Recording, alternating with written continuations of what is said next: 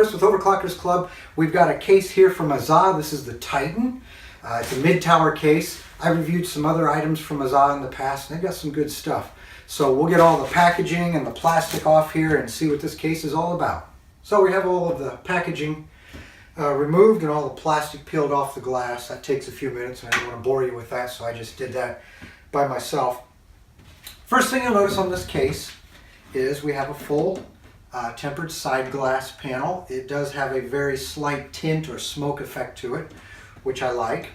One thing you will want to be careful of, glass panels are becoming quite popular on cases, and this particular one, usually there's a little shoulder that the glass panel will sit on, so you can take all the fasteners out and the glass will sort of stay put. This one does not have that. So if you know it up front, you won't be surprised, but if not, when you take the last fastener out here, you can see already the glass starts to shift. But what can happen is it can surprise you and you have a glass panel that falls down on the floor. Now it is tempered, so it's very strong, but you certainly don't want to break one of these. And we have a black liner along here. Most of the glass panels I see are just glass and there's nothing on them, but this one has a rubber gasket or a foam pad along here to help keep any vibrations or sounds down.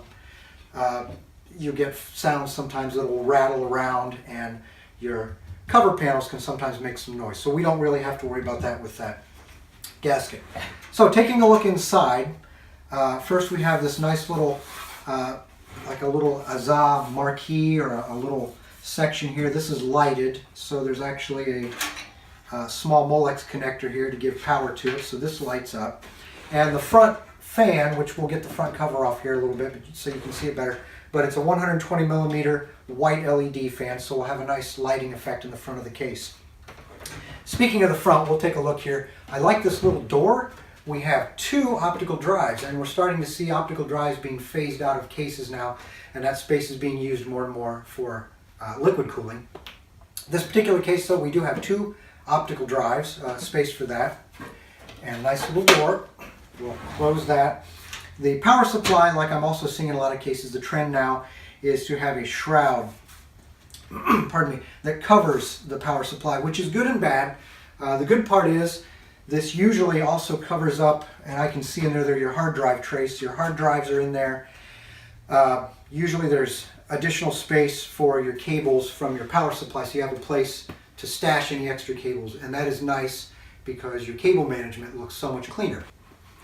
So what we have is the ability here for a solid state drive here, two more here, so that's three, plus the two that we can mount down here, so that's 5 solid state drives or 2.5 inch drives, and then 3, 1, 2, and then we have space here where we can mount a full-size 3.5 inch drive, so we have a total of 3 there. Actually, it's over here on this side. I told you wrong. I said here, but it's actually on this side. That's unusual. You don't usually see extra space for that, but in this case, we do have that ability. Now, looking at the bottom of the case, flip this up here. We have a removable vent filter that covers the vent. If I can get it off here, I'll show you how that pops off. There we go. This little section here is for the power supply inlet, and this little filter panel which covers the vent. It comes off for cleaning. Also on top of the shroud here, we do have screw holes to mount a couple of 120 millimeter fans. So if you wanted additional airflow across your hard drives and your power supply, you do have that ability. The rear, we have a 120 millimeter fan. It does use Molex connectors, as does the front fan. I'm not a real big fan of Molex connectors for fans, but that's not the worst thing in the world. Looking at the top here, we have mounting provisions if we want to mount a top radiator, and if I can pop this off here, we can see what's going on underneath. I almost got it. There we go. Now this has the all the wiring attached, so you can see the inside of the cover there. And we do have a clear top panel. It is not removable, or it is not meant to be normally removed. I should say, yeah, there are tabs here. This does actually pop out. If we want to take the top panel out, there we go. This does pop off. Bear with me here for a moment.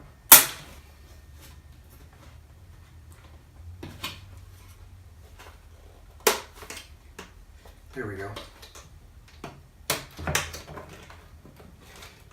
If you want to take this off to clean fans or to access it, that piece comes off there. And of course your I/O panel, we've got one single USB 3.0 port, and we have three USB 2.0 ports, and then our usual microphone headphone jack there across the front, and then our power button and our reset button are all along that piece there. Now with the top off, we got a little better look at the top chassis here, the top framework. So we do have room to mount a 120 millimeter radiator if you want. You can go to a 240 millimeter radiator if you want to do the full-size radiator. And then on the front, this should also pop out, and we can see that we have space here for liquid cooling up front. And we'll see the mounting provisions here. That pops off. Now again, we have the 120 millimeter included fan. That is a white LED fan. So that's at the bottom, but you can see we have room here for another fan, or we can go to a 240 millimeter radiator or a 280 millimeter radiator if you want to put your liquid cooling in the front. Now your your optical drives, the bay here is fixed. Some cases you can remove this to get even more space up front, but this one it is riveted in position.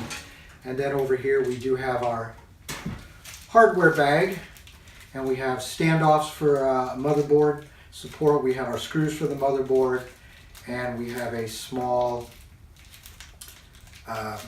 looks like a speaker, yeah, little speaker there if you still use that attachment on your motherboard. So the next step here is we'll go ahead and get our test motherboard in here, and we'll do some thermal testing and see how this case handles the heat.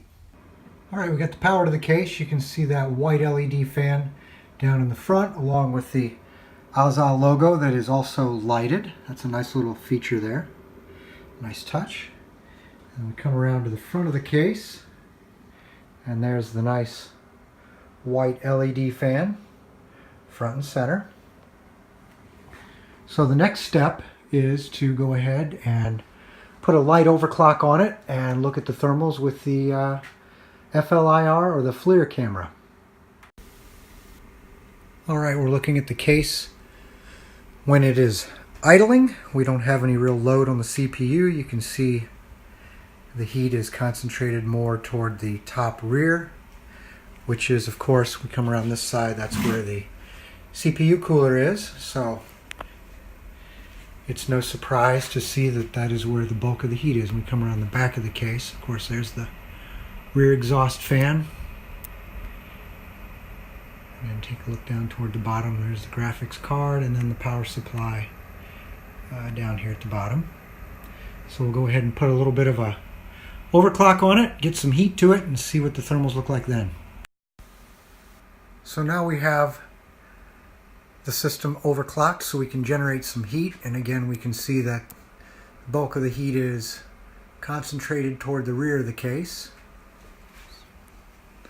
Come around to the side here. Of course, there's a CPU cooler. Now you got to watch with glass. You can get a lot of reflections. You can actually get thermal reflections off the glass. In fact, you can see my arm there and my body. I'm actually reflecting some heat off of the glass. But when we come around to the back side, and again, we can see there's a lot more heat back here at the rear. So yeah, we're getting some additional heat out the back. But this is pretty standard. This is pretty typical what I see with cases, especially small ones. Most of the heat gets concentrated at the top. top rear where the CPU cooler is. Okay, we're back. The thermals looked pretty decent for a case this size, nothing out of the ordinary, no surprises. Fan noise, even though these are Molex connected fans, you don't really have the control like you do with motherboard control on a PWM or even a 3-pin fan. Still, the fan noise wasn't bad. I will say you can always benefit by adding some extra fans. In this case, we do have the 120 front and the 120 rear exhaust fan. But you can add another fan up front. If you go with liquid cooling, the radiator will have some extra fans anyway. But you can't go wrong there, get a little extra air circulation. I do like the solid glass side panel, which I'm seeing more and more even on smaller, less expensive cases. It's a nice feature. Some of them even have glass up front, but this one at least has the glass on the side. I like that. We have decent room for hard drives, solid state drives. You can get up to 5 in here. I like the lighting effects with the front fan and then the little logo there that's lit up. So decent case here. Good value. It comes in around $69, $59. Sometimes they're on sale for $59. But again, not too bad of a value. So, I like this case. This is Chris with Overclockers Club. Thanks for watching. And don't forget to subscribe.